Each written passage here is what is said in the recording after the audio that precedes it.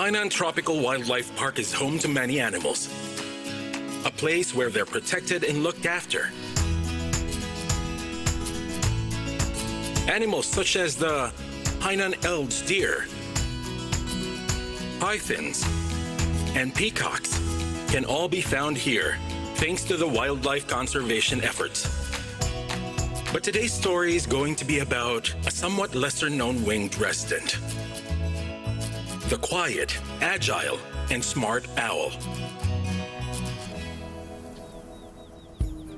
The wildlife conservation expert Li Bo gave this fluffy little owlet the very fitting name Big Eyes from the usual owl trait. Owls are common in Hainan and most active at night, the time they go hunting. Classified as birds of prey, they usually nest in tree hollows or rock crevices for their primary food source. They typically enjoy their hunted small animals like fish they caught from bodies of water and mice from fields.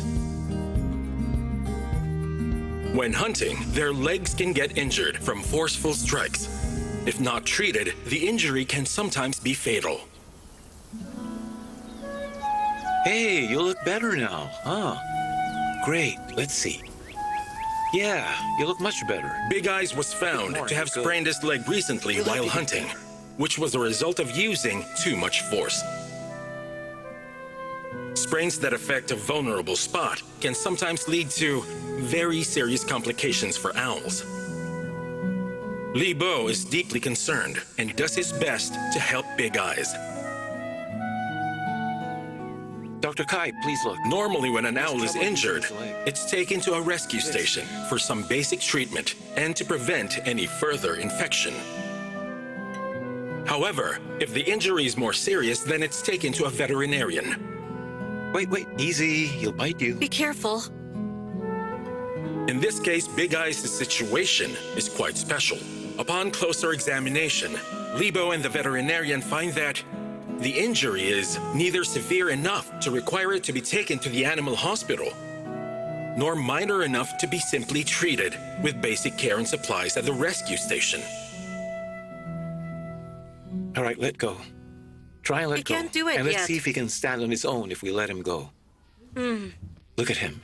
Oh. He can't keep his balance. See, he's He still stumbling. can't balance, but he's all right. He's not hooting. I don't hear it. Oh, again. Most animals need rest to recover from injuries. But for fierce raptors like owls, a better remedy would be exercising more unless they are severely injured. But he still can't maintain his balance. Hey. Yes, I agree. I think the right one can't grip properly when he's walking. Unfortunately, after his injury, Big Eyes has shown no interest in any kind of physical activity.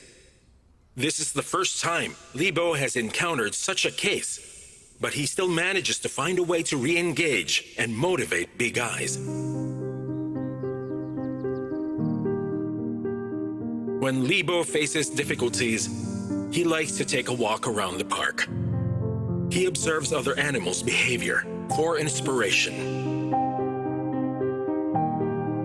This comes from years of working with animals. He believes that many animals share some similar instincts as well as patterns of behavior.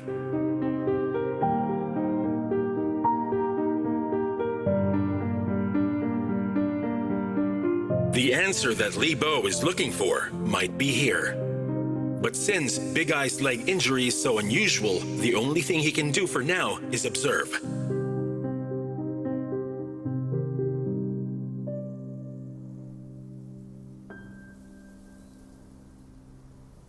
This snake right here is called the Burmese python. The ones over there are called the Hainan Elds deer. They're also known as the Hainan Datian Elds deer. It is a species that is highly protected by the Chinese government. There was a time when it was on the verge of extinction, but thanks to years of conservation efforts, its population has gradually recovered and improved. Oh, I think the monkeys had a pretty tough life. It's okay. All right, easy now. Hey, one of the characteristics of these peacocks is... When Li Bo comes to the peacock enclosure, one peacock's behavior catches his attention and sparks a new idea. He started noticing that, in addition to walking around, this peacock keeps jumping up and down, even from one branch to another, always moving. Hey, we're friends, right? Can I come close? I can, right? Okay, I won't move. I'll crouch down a little. There, I won't hurt you. Come on now, see? Oh, it's gone.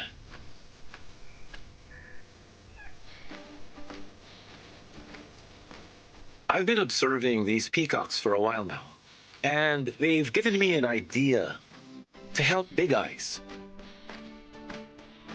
This simple movement gives Lebo an idea. Owls, like peacocks, also perch on trees, and their talons naturally grip the branch tight when they scan for prey. Then, could introducing a branch for Big Eyes help his leg? So the next morning, Lebo returns to look at Big Eyes' enclosure. Look, his leg is clearly weak. Come on, go. Take a step. Come on, walk. You can do it. He finds several branches nearby that are the right size and gets ready to begin. I'm gonna take this.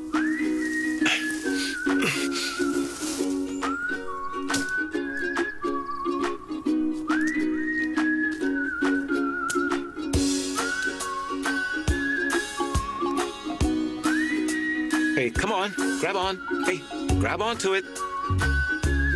That's it. Go ahead. Here, try it. Come on, try it. Great. He's not really interested in the branch, but he wants my hands. If he grabs my hand, come on, here. He'll succeed, but give me a deep wound. He can't use his talons. Look, he's still going for my hand, but if he has enough strength, he'll just grab it tightly and not let my hand go. It'll take several people to pry him off, but now he's weak. That's it. Go ahead. Get up, buddy. Stand up, buddy. All right, good. That's good for now. After several attempts, Lebo realizes that Big Eyes has absolutely no interest. Once confident in his new approach, he now finds himself at a loss. It seems that the method he developed by observing the peacocks isn't going to work for Big Eyes after all. So what's next? Right now, he's relying on his backside to support himself, but standing steadily is what will help him improve. Once he can fully support himself on his own feet, recovery will soon follow. When he starts shedding his down feathers, he will then enter the young adult stage. Just then, seemingly out of nowhere, a move from Big Eyes gives Lebo inspiration. Although they're considered birds of prey, they also have natural predators of their own when they're still young. Big species of birds like some eagles and vultures, for example. The way Big Eyes is reacting to Lebo's move suggests that it feels threatened, almost as if sensing a predator around. This triggered his natural defense instincts and made him exert more effort into trying to protect himself. Maybe mimicking a predator will help encourage his physical activity, thereby speeding up this poor little owlet's recovery. Look, he's alert. This is an attack. Oh, that's a good sign. He feels threatened. That's why he's attacking me and why he's hissing. Yes, it's a defense mechanism they do when they need to scare away their predators and get away. It's unique about them. Come on, buddy. That's it. Come and grab me. Come on. Look at that. His body's like a spring, always ready to lunge forward. Look, his wings are not spreading. He's not spreading them right now. Come on, buddy, look. See, he's hissing. If he were in a group, they would all be making this sound together to scare off their predators. Good. Here you go. This training is very good. It's good to do this exercise on grass. He'll learn to jump and also to get away from threats or danger, or he'll choose to hide in what he thinks is a safe place, like a patch of grass. He'll stay there in that patch of grass until it's safe. The next thing he needs to learn is how to eat small animals. Normally, his mother would bring him mice every day and feed him small pieces. That is the most basic step. Over time, he will be able to swallow a small mouse whole and then regurgitate the bones later. After trying many different approaches, Lebo finds that mimicking an owl's natural predators is the best solution. Amazingly, this accidental breakthrough yielded surprisingly positive and promising results. Since Lebo started using this new method, Big Eyes began showing signs of recovery at a faster rate. 2 months later, under Lebo's supervision and care, Big Eyes was finally able to fly. He believes with a little more training, the little owlet will be fully ready to return to the wild. With the others, this progress fills him with relief. Though Big Eyes' journey was remarkable and satisfying, stories that are similar to this unfold every day at this very park.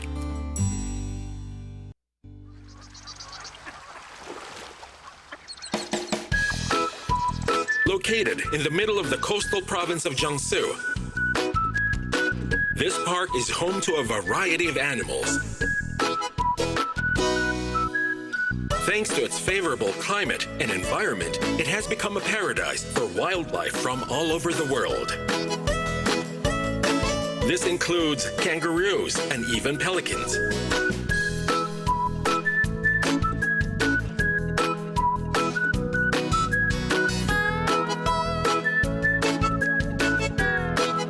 Among them, the emu stands out as a star. It's known as the second largest bird in the world and is only surpassed in size by its cousin native to Africa, the ostrich.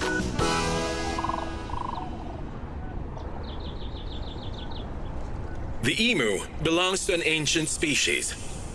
In Australia, it is considered as symbolic and is also the unofficial national bird. Although they are classified as birds, emus can't actually fly.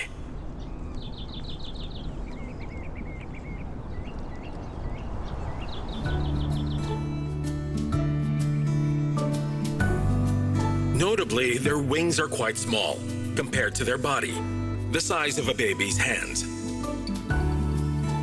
They remain hidden beneath their feathers and are less developed than those of an ostrich. The incubation of emus is different from others.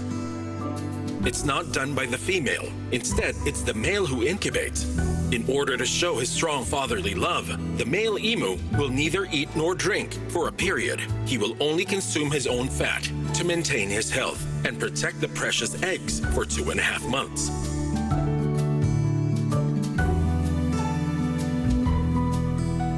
Female emus typically lay their eggs from the month of November up until the following April or during spring.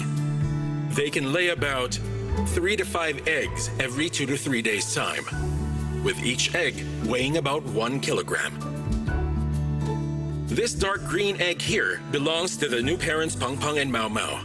It's this emu couple's first chance at parenting, so it is a very important milestone for them as well as a challenge.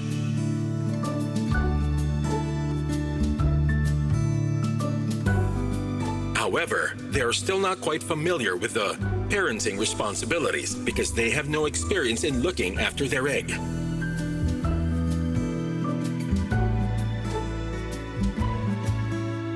Sometimes they even get distracted by other things and forget to tend to the newly laid egg.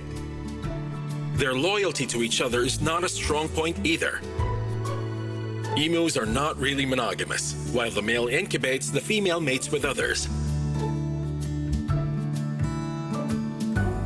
With many partners, as a result, it's possible for half of the eggs to have different fathers.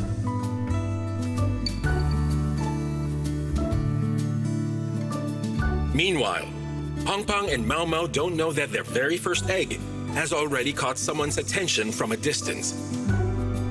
Fan Chen Yu is watching them. As zookeeper, his daily task is simple. He has to look after the emus and collect their eggs from the yard to be taken to the incubation center. Whenever their eggs are taken away, the emus will continue to lay more. In the wild, the conditions can be a lot harsher, so the success rate for natural hatching of emu eggs can be very low. To increase their survival rate, eggs are collected for artificial incubation.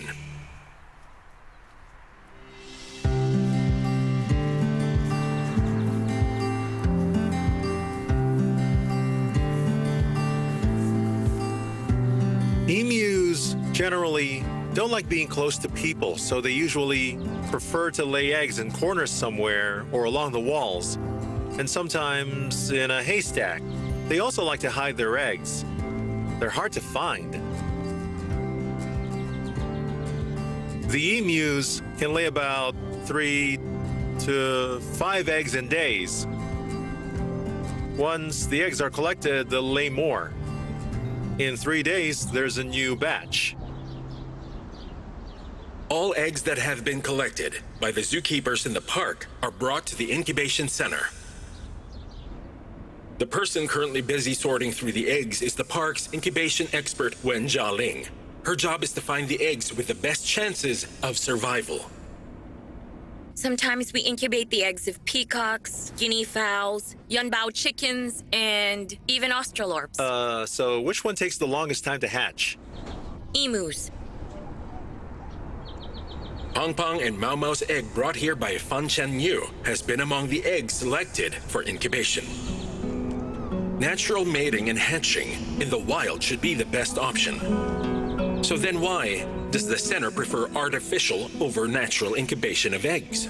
One factor is that we have visitors who can easily disturb and scare the emus here. Once they're frightened, they stop hatching their eggs. The first thing Wen Jialing does is identify the fertilized eggs from the unfertilized ones in this batch. This process might first look simple to some who are only watching, but it actually takes years of hands-on experience so that the eggs can be separated correctly. First, I check if there are any kind of visible cracks on the eggs, and then I sort them carefully. Some eggs do spoil if they've been laid out for too long. When you shake them, you hear liquid sloshing around. The eggs here can also be damaged during transportation. They're delicate, so if they're not handled with proper attention, they can no longer be incubated. They're damaged. This egg I'm holding looks good, but its shape is a bit unusual. I have here a normally shaped egg. This makes the difference between them more obvious. Unlike the normal one, this egg is a bit odd. It's a lot bigger and the ends of this egg are pointier than the usual ones. That probably means that it was the emu mother's first time laying an egg. And because of that, this egg wasn't able to form properly like the others and ended up like this. Next time, she likely won't have the same issue here and will be able to produce a normal and healthy egg. The egg that was narrow at both ends is the product of Pong Pong and Mao Mao's mating. Compared to the eggs laid by the other more experienced emus, it is very noticeable that the egg has quite a few defects. In our park, some of the emus are still young, and for many of them, it is definitely their first time mating and laying eggs. So it's understandable that the hatchling rate of this first batch isn't very high. The eggs that were laid by the first-time emu parents require extra attention from Wen Jialing, most especially. But the selection of the eggs is only just the beginning of a very long process. Disinfecting the eggs is the next critical step. This is what helps ensure that the egg will have a healthy and well-controlled environment.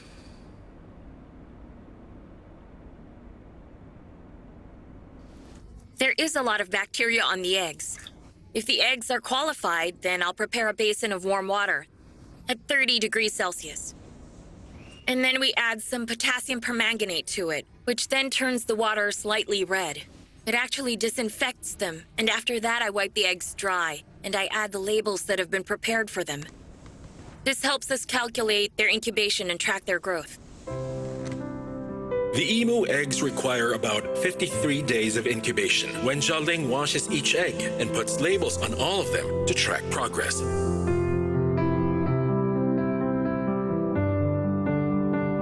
They are currently at the peak of hatching season for the emus now.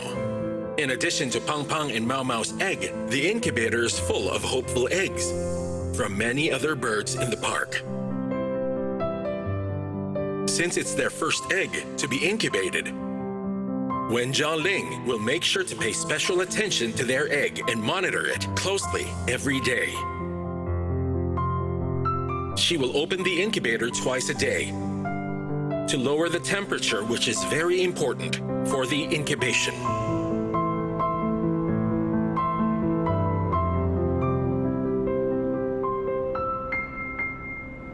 Right now, the temperature is at 37.6 degrees Celsius. The speed of the incubation mainly depends on the temperature that it's at. So let's say if it's higher, the embryo will develop faster. The entire incubation will take about 53 days. Today, Pang Pang and Mau Mau's egg has a new development. The baby bird is currently trying to break out of the eggshell. This is a process that may take an entire day.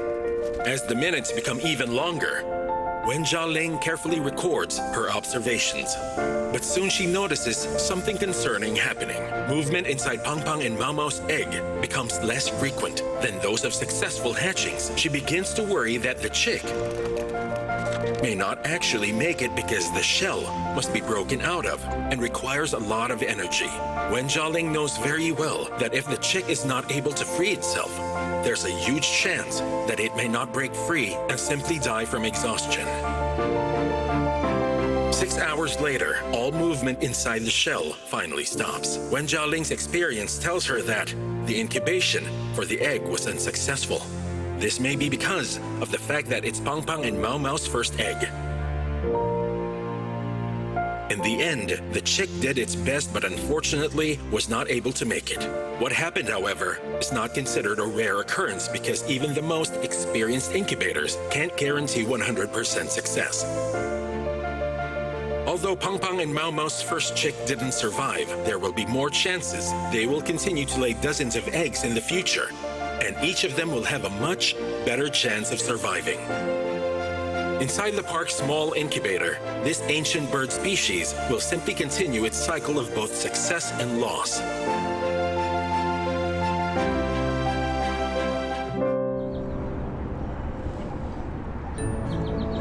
Meanwhile, out here, Pang Pang and Mau Mau have started forming a new family. In the next couple of days, the pair will hopefully have more eggs, so their lineage will live for a long, long time.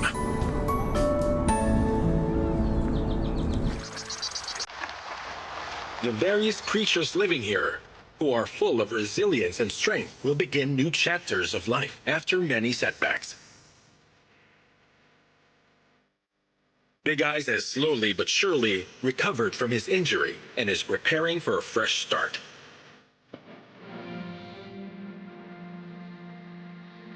The Inu couple who just lost their first chick are now working on starting a new family, as nature intended. As loss and renewal go hand in hand in the stories told by those here, they truly add to the park's richness.